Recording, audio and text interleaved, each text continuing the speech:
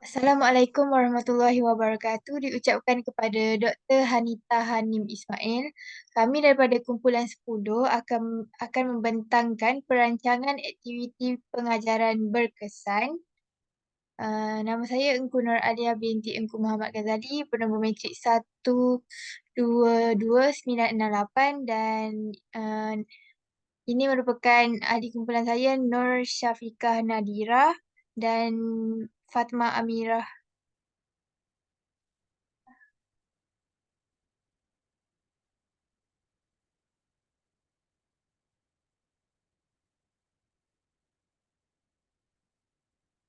Okay, untuk perancangan aktiviti pengajaran berkesan, soalannya, anda merupakan seorang guru baru yang ditempatkan di sebuah sekolah pedalaman.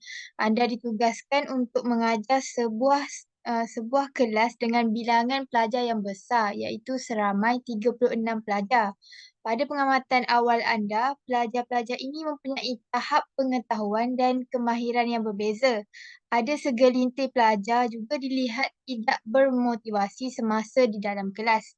Berdasarkan situasi ini, rancang satu aktiviti pengajaran yang berkesan untuk mengatasi isu-isu yang wujud di dalam kelas anda. Anda dinasihatkan untuk merujuk kepada DSKP dan pembelajaran abad ke-21 dalam rangka satu aktiviti pengajaran dan pembelajaran untuk kelas anda. Bentangkan perancangan anda dengan justifikasi pemilihan kaedah dan aktiviti yang dicadangkan.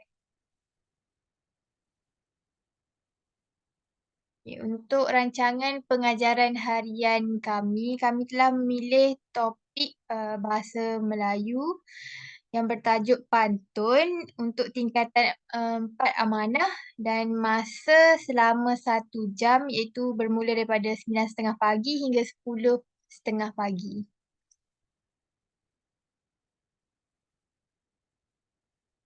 Standard kandungan 4.4 mempersembahkan pelbagai prosa dan puisi secara kreatif. Untuk standard pembelajaran 4.4.1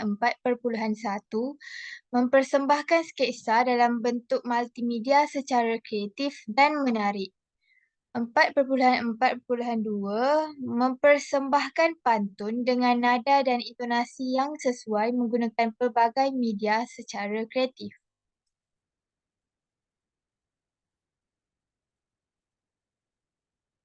Objektif pembelajaran yang pertama, murid boleh membaca teks pantun dengan sebutan dan intonasi yang betul secara individu. Yang kedua, murid boleh menganalisis 4 ciri penting yang terdapat dalam sebuah teks pantun.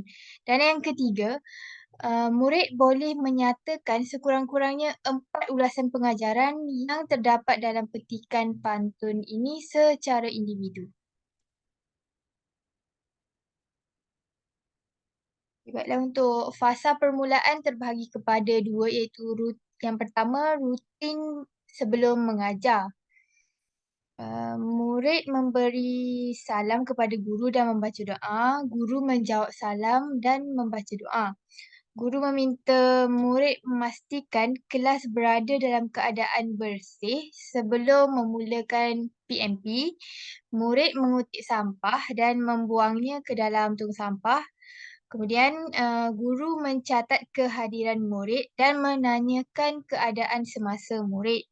Seterusnya, murid menyatakan kehadiran kelas dan menjawab persoalan guru.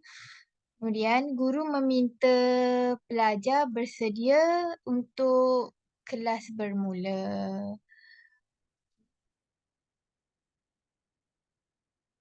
Yang kedua, set induksi. Dalam set induksi ini, guru memaparkan satu video yang merupakan salah satu bahagian daripada drama pendek, drama spontan. Guru menyoal murid mengenai video tersebut. Antara soalannya, pernahkah kamu melihat video ini?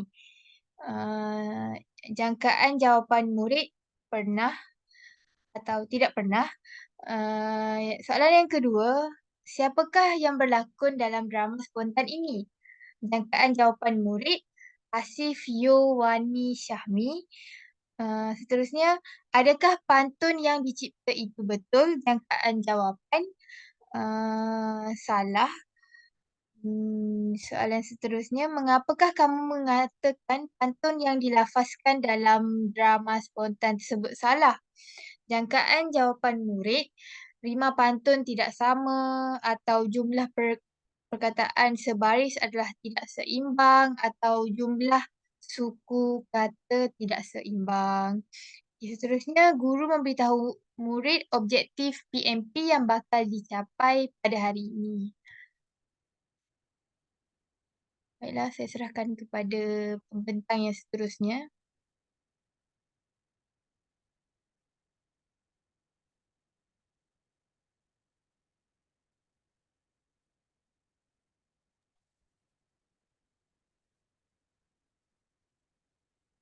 Okey, kita teruskan kepada perkembangan. Langkah pertama yang mengambil masa selama 20 minit. Pada langkah ini, yang pertama, guru menerangkan definisi pantun yang merupakan sebuah puisi tradisional masyarakat Melayu. Yang kedua, murid mendengar penjelasan guru dengan penuh perhatian. Yang ketiga, guru mengajarkan murid beberapa dua jenis dan ciri-ciri pantun. Yang keempat, murid mendengar pengajaran guru secara khusyuk dan teliti.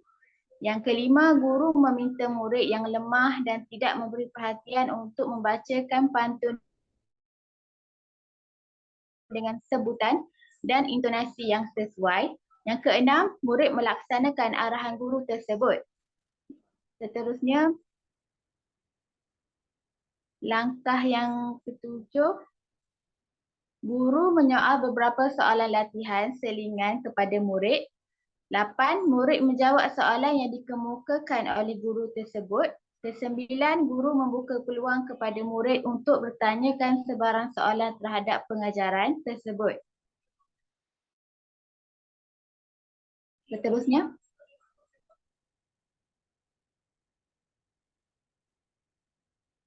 antara soalan guru yang boleh ditanyakan kepada murid, yang pertama, pantun kebiasaannya digunakan untuk juru acara dalam pelbagai situasi. Apakah contoh situasi tersebut? Contoh jangkaan jawapan murid. Yang pertama, pembuka bicara sebelum membacakan doa, penutup majlis dan ucapan rasmi. Soalan yang kedua, mengapakah pantun digunakan dalam kehidupan seharian? Jawapannya, untuk memberikan nasihat bagi tujuan hiburan untuk membuat sindiran dan dalam bahasa sopan. Seterusnya saya serahkan kepada kawan saya, Fatimah. Okey, kita teruskan untuk langkah kedua dalam fasa perkembangan. Dalam fasa perkembangan untuk langkah kedua ini, pertama guru menerangkan beberapa tugasan yang akan dilaksanakan bersama murid. Yang kedua, murid mendengar arahan yang diberikan guru itu dengan penuh perhatian. Yang ketiga, guru membahagikan murid dalam 6 kumpulan untuk mencipta sebuah pantun bertema, menganalisis ciri-ciri dan maksud tersirat pantun serta membentangkannya dalam kertas mahjong dalam bentuk peta icing jenis peta buih. Yang keempat, guru membantu murid melaksanakan tugasan ini. Seterusnya, bagi aktiviti seterusnya, guru meminta setiap kumpulan pelajar untuk membuat pembentangan pantun bertema yang dicipta serta ciri-cirinya. Yang keenam, guru memeriksa hasil tugas pelajar. Yang ketujuh, setiap kumpulan diberikan kertas stiker note untuk membuat penilaian tahap pemahaman tentang pantun yang dicipta oleh kumpulan lain dengan mengelaskan sama ada pantun yang dicipta sukar, sederhana atau mudah untuk difahami serta cadangkan penambahbaikan terhadap pantun tersebut. Seterusnya,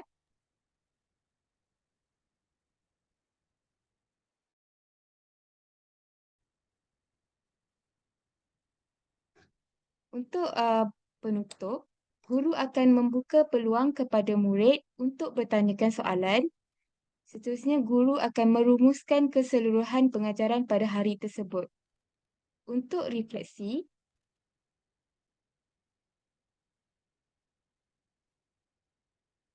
sesi pengajaran dan pembelajaran adalah sebahagiannya berjaya jika dinilai daripada beberapa perkara, iaitu yang pertama, sebahagian murid mampu mencapai objektif pengajaran satu, iaitu mereka dapat membaca teks pantun dengan intonasi dan sebutan yang sesuai. Yang kedua, murid dapat melaksanakan pentaksiran sama ada soal jawab dan latihan yang diberikan oleh guru dengan baik dan yakin. Seterusnya juga, murid mampu mengulas maksud tersirat pengajaran yang terdapat dalam teks pantun yang dicipta berdasarkan pembacaan dan pemahaman mereka tersendiri terhadap pantun itu. Akhir sekali, murid dapat memberikan komitmen yang sangat tinggi terhadap pembelajaran mereka dalam kelas ini.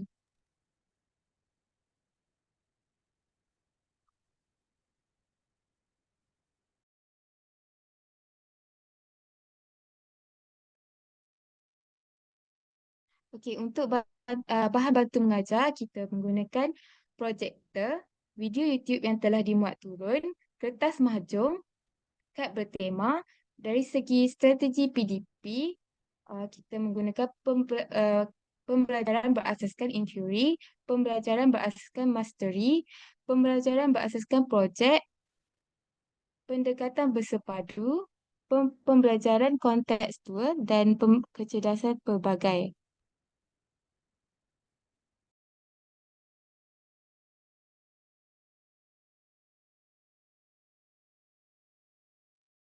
PDP abad 21 dalam konteks pembelajaran kali ini adalah berdaya tahan mahir,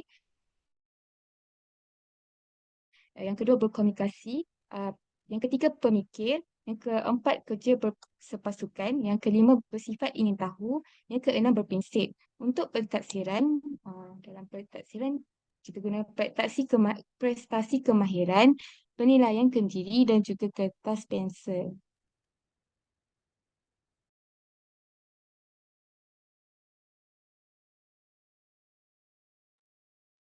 Untuk kemahiran berfikir aras tinggi iaitu KEPAT, mengaplikasi, menganalisis, menilai dan juga mencipta.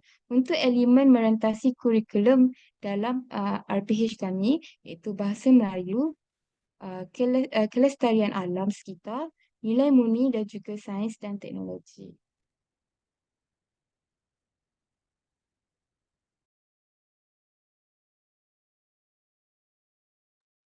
Seterusnya, justifikasi pemilihan kaedah.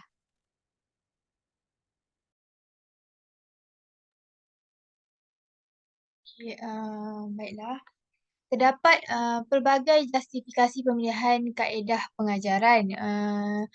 Yang pertama, justifikasi kaedah rutin sebelum mengajar adalah untuk mewujudkan suasana pembelajaran yang kondusif. Guru telah menerapkan rutin bilik darjah iaitu aktiviti pengurusan bilik darjah.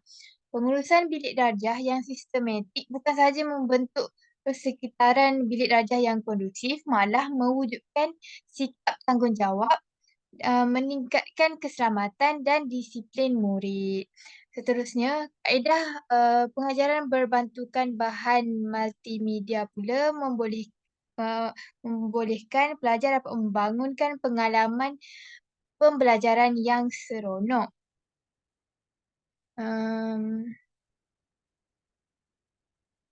Iaitu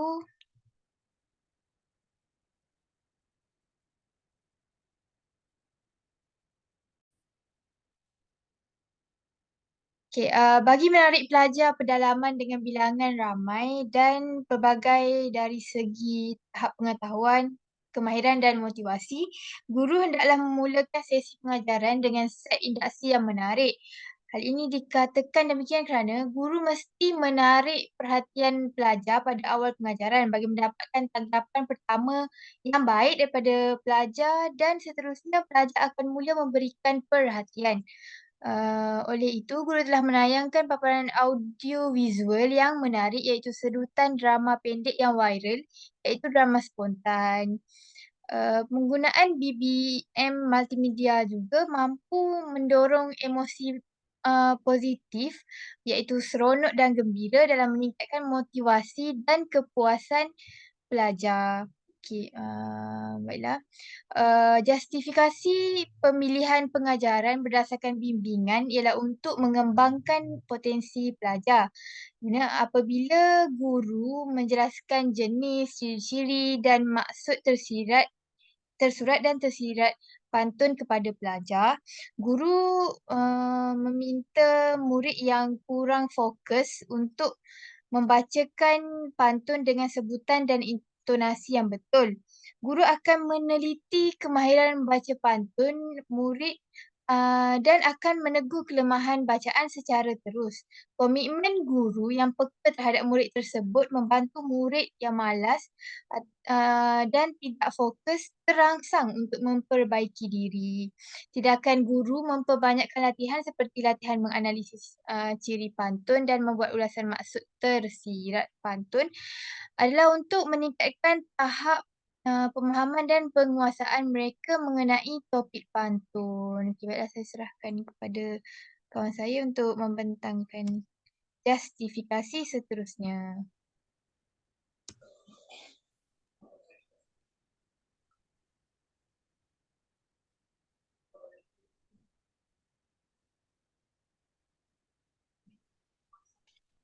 Okey, seterusnya adalah justifikasi yang digunakan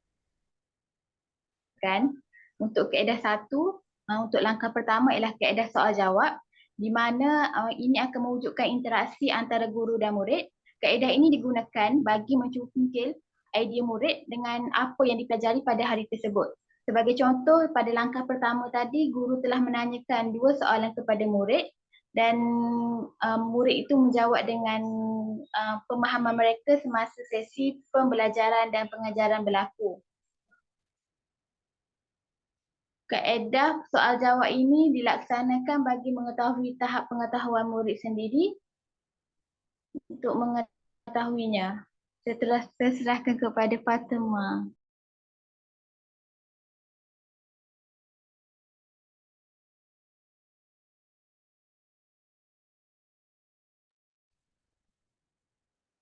Untuk pelajar dikehendaki mencipta pantun bertema dan membentuk kumpulan untuk tugasan ini. Melalui pendekatan ini, pelajar dapat lebih memahami dan mengaplikasi apa itu kriteria dan ciri-ciri yang harus ada pada pantun dan juga dapat mendidik pelajar untuk menjadi lebih kreatif dengan proses penciptaan pantun tersebut. Melalui pendekatan ini juga um, dapat membentuk nilai lebih mengenali dan mencintai bahasa ibunda kita dan juga menghargai sastrawan negara sekaligus memperbanyakkan lagi kamus perbendaharaan kata untuk pelajar. Pembentangan kumpulan juga dapat membina semangat sepasukan dan kerjasama antara para pelajar. Seterusnya, dalam fasa ini juga, penggunaan peta I think atau peta pemikiran merupakan satu alternatif yang mudah difahami dan diaplikasi dalam proses PDP. Dengan cara ini dapat melahirkan pelajar yang mampu berfikiran kreatif, kritis dan inovatif. Peta pemikiran seperti peta buih digunakan untuk menganalisis ciri-ciri dan maksud tersirat pantun tersebut. Pelajar juga dapat membina dan mengasah kemahiran berfikir dalam proses pengajaran dan pembelajaran. Ini memudahkan pelajar untuk berfikir mengenai topik yang mereka pelajari dan sekaligus membantu mereka untuk mengingati apa yang mereka belajar. Next. Setelah itu, seterusnya, pelajar juga menggunakan stiker note untuk membuat penilaian tahap pemahaman tentang pantun yang dicipta oleh kumpulan lain.